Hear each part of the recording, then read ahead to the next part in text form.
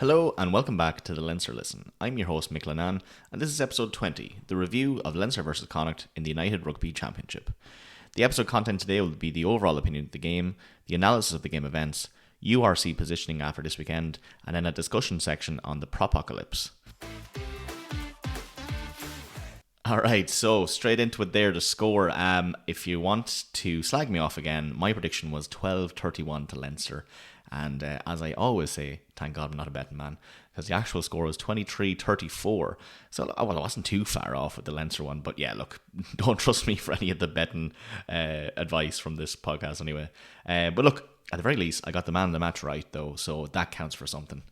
Straight into it, I suppose, the overall opinion.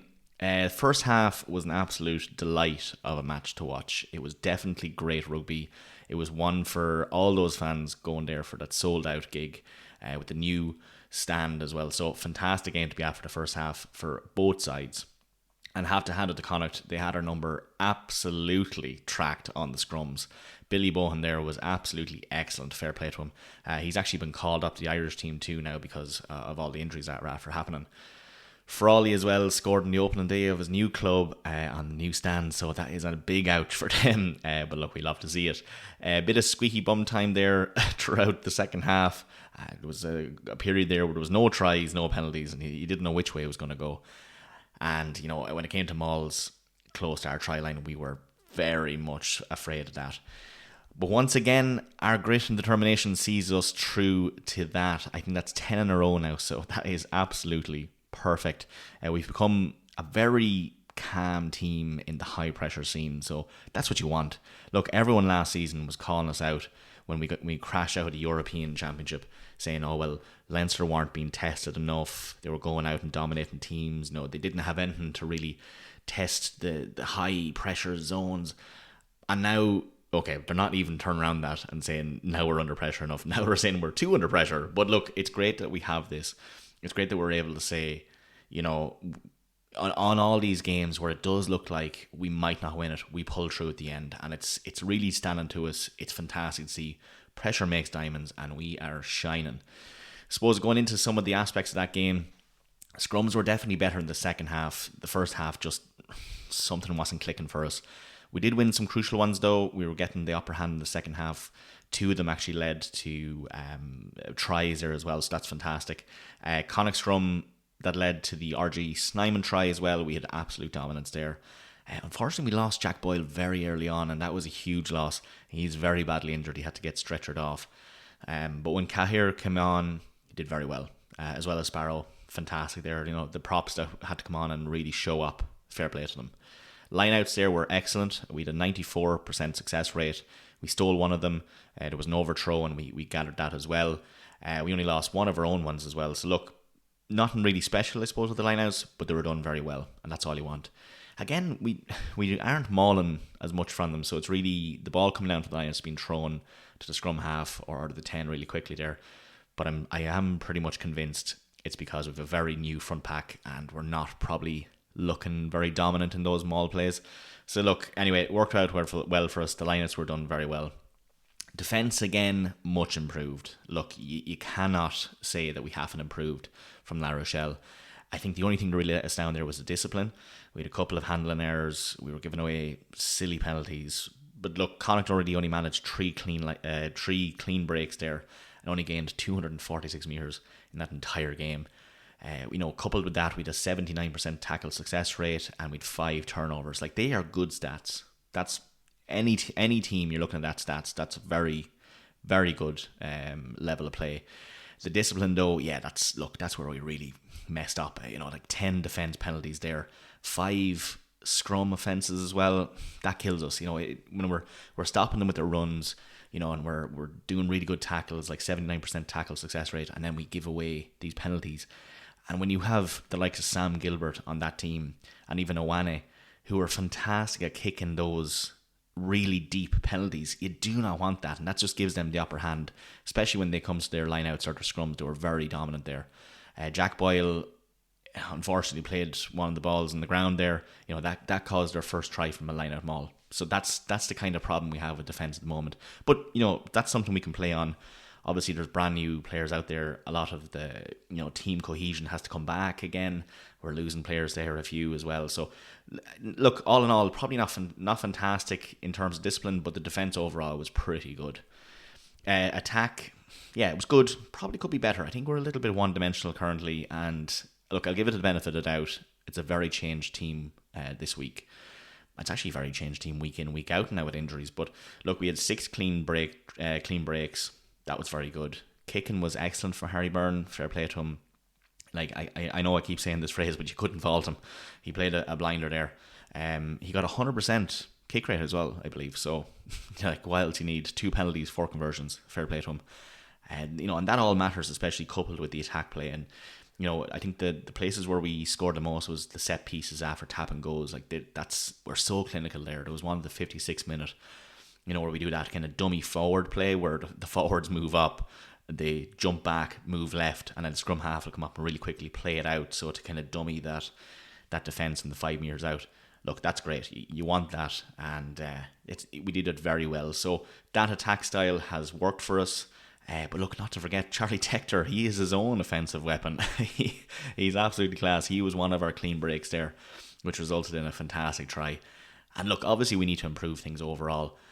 Like, our wingers got no tries in that game, and that's probably a little bit of alarm bells. You want those plays out to the wings, at the very least having them playing, top shelf rugby there. And I don't think Lowe or JJ Kenny got really utilised as much in that game. But look, all in all, we still won.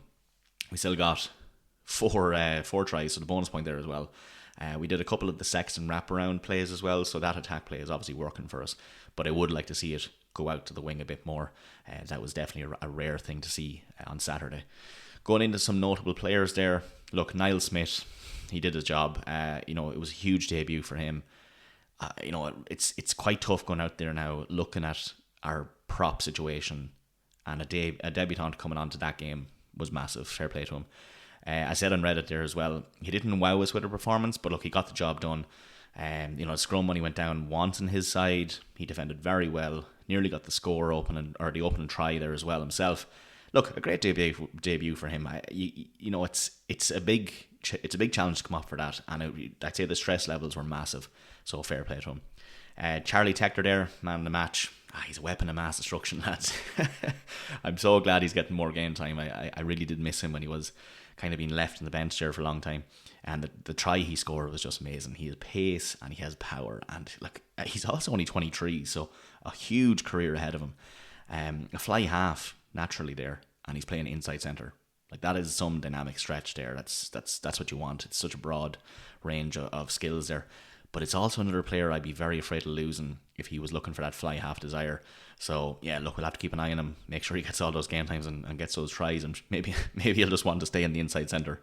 Last but not least there, in terms of Leinster, Harry Byrne. Look, there was a lot to doubt about him online, mostly from Munster fans now. They're a little bit hurt, looking for Crowley to start against France. But I think that game now has improved his chances of starting against France. He was so accurate. His kicks were just pinpoint. He looked confident the whole time he was playing. Look, yeah, fair enough. His passing definitely needs a little bit of improvement, but it's more fine touches than, having to reset there. He was doing some very good passing as well. And he's definitely taken the Sexton playbook. As I said, he's doing that wraparound pass, the 1-2 pop pass, come around the back. Fantastic. It obviously works for us. It has worked for us for a long time, and now that Sexton's gone, the other teams expect that not to happen anymore, so it's great to see that coming back. He had a couple of grubbers there, he had a couple of long kicks down the field, which, straight in open space, and ended up we didn't get any 50-22s now, but, putting them into a line-out position inside their own 5 metres, which we won one of them, by the way. So, look, he played very confidently. I couldn't go this episode now without throwing a little bit of a notable player mention to the opposition, and that is Sam Gilbert. Please, if someone's out there, please find a spare Irish granny for him somewhere, because we definitely needed him on the international team. He was unreal. Fair play to him. Like, his kicking, you talk about Harry Byrne's kicking being fantastic. Sam Gilbert's kicking was immense. I think prior to that game he had a 92% kick success rate. It's definitely went up. I don't think he actually missed any of them there, so fantastic for him. The referee there was Owen Cross. Yeah, he was grand. I don't know. Could you really complain too much about the refs nowadays? Like, we know what to expect going in there. The TMO really should be getting most of the things. He handled one very well. It was a collision there between Ringrose and Gilbert, and in fairness, I was praising him a second ago, Gilbert, but he really played into it, holding his head and throwing the arms up. But look, Owen Cross there, he convened with his TMO, had a look at it. None of them had the ball. It was just a rugby incident, and he left it at that. In a line, the pressure on us was, in every game seems to be more and more, but we're handling it. It's entertaining rugby. We have so many injured players and so many out for international duties, and despite all that, we bagged a bonus point try and denied Connacht a losing bonus point. That's a big win in my eyes, lads. Alright, so straight into the match events here. We'll just go really quickly again. As you know, we're trying to reduce this down a little bit just to not go over hit for hit. So straight in there, 8th minute, regular as Leinster do it. Very early open and try, fantastic for us. In the 8th minute, Finton gun there. Quick tap and go, couple of phases, popped out to Smith, and Smith actually nearly got there himself, and that would have been a fantastic start for his debut for Leinster there. But Gunn, right after that, did a really quick, rapid pick and go, and he was faster than the defence there, so really slotted in, perfect try. That was converted successfully by Harry Byrne, brought the score to 0-7. 12th minute then, try for Connacht, Dylan Tierney-Martin, a very accurate line-out to maul play there, and I did note that that's one of the parts we really should be lacking with the discipline. What happened there was Snyman tried to tackle a man 3 feet smaller than him, 5 metres out, so it's not going to happen. Very unfortunate. Just a couple of phase play and an easy try for them there. Something we should really improve on. Conversion then successful by Sam Gilbert. He misses very little. That brought the score then to an even 7-7. 23rd minute then, Connacht got a penalty. Sam Gilbert putting that over easy enough. Lowe actually hit Gilbert off the ball and denied him a ruck play there just underneath the post. So yeah, easy penalty for them. That brought the home team to a 3-point lead, 7-10. 27th minute then, not too long later, we actually bagged a penalty for ourselves there. Harry Byrne slotting that over. It was actually a scrum penalty, so you'll have to see it. And I was saying that the scrums got better in the second half, but this was a very rare one in the first half. Sam Illo was pushed up by Cahir there and completely dominated, so fantastic there to see. That was under the post as well, so brought the score even again, 10-10.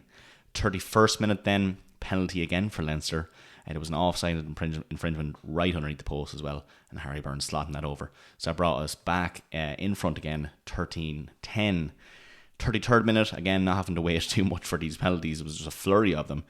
Sam Gilbert put that away handy enough. Will Connors was just not rolling away quick enough, and he delayed the pass from Sam Gilbert. He just made it easy for Owen Cross to give him a penalty there. Brought the score even again, 13-13. And that was actually the half-time score there as well. So Connacht 13, Leinster 13. We had to wait a few minutes then. 48th minute, try for Connacht, Harry West. So Sean Jansen there with a huge carry. Oh my God. He actually did a spin. It was like a little pirouette. And 2 of our defenders just fell off in there. And look, it's not something you want to see. You want to see a lot better defence than that. It's probably the worst display of defence we had from us in that game. And then there was 2 quick offloads there to beat our backline defence completely. So look, not great there. That conversion was successful by Sam Gilbert as well. So back again in the lead, 20 points, 13 for Connacht. 57th minute then, so just under 9 minutes later, a try for Leinster by none other than R.G. Snyman. Sparrow absolutely melted the Connacht scrum. Gave us I don't know if it was actually a penalty. No, it was a free kick there. Sparrow just absolutely melted that scrum, collapsed it on the Connacht side completely. And we opted for the tap and go. Quick one out to Snyman there. It was that, the play I was talking about, the dummy forward play. So Scrummy just passed it quickly out to Snyman there, and it's impossible to stop him 5 minutes out. 5 minutes to 5 metres out. He just needs to kind of fall over the line and put his arm out. So look, a good try for us there, and converted successfully by Harry Byrne. Brought the score even once again to 20-20. 60th minute then, not too long later, a try for Leinster, and it was Tector time. Just outside the 22 there, Tector's passed the ball by Harry Byrne, and he breaks through the first tackle. It was like a full collapse of 3 Connacht men just kind of tried to get him, and he broke through that, pumps the legs, and away he goes. Unreal. The man has some pace. for an inside centre there. Well, actually, technically a fly half, I suppose, if you want to bring out his real his real position. But that was also converted successfully under the post by Harry Byrne, and that brought our lead to 27-20. 67th minute then, a penalty for Connacht.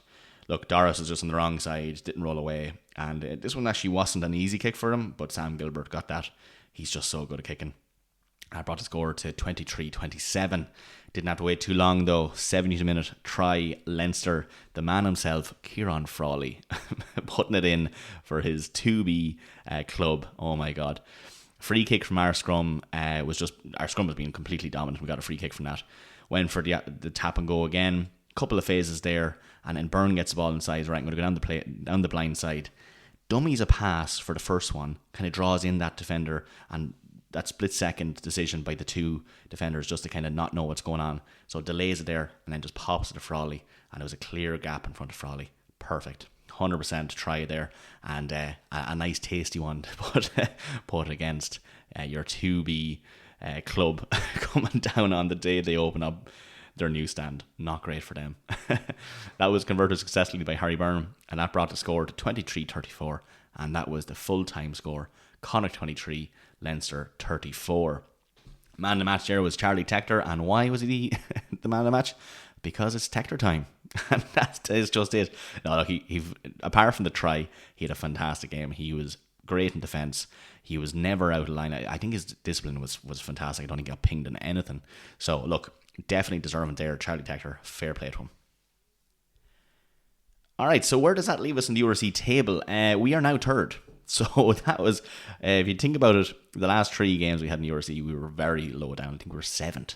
We were 7th 3 games ago. And we came up from 5th now with that game. And we are gaining speed on the DHL Stormers and Glasgow Warriors, I tell you. We are actually level with Cardiff, but beating them with points difference. So DHL Stormers are now 2nd. Imagine that, with 36 points. They lost to Sharks, and it was a very unexpected loss there. It was actually their first game to lose. Now, I will say, they do have a game in hand, so do remember that. But they trail Glasgow Warriors by 3 points, who have 39 points, are now top of the URC table. As I said, we're even with Cardiff at 35 points, so we're only about 4 points away from that top position. But again, 1 game in it, but Stormers have that advantage with the game in hand, so we have to look out for that. The next game is Leinster versus Edinburgh. That's Saturday, 31st of January at 5:30 in the Aviva Stadium. Tickets definitely still available, so do get down to that game. It's going to be a very interesting one because it'll mimic the European round of 16. So definitely get down for that and support the lads in blue. So we need to make sure we make a statement on that one, especially with the level of injuries that we do have.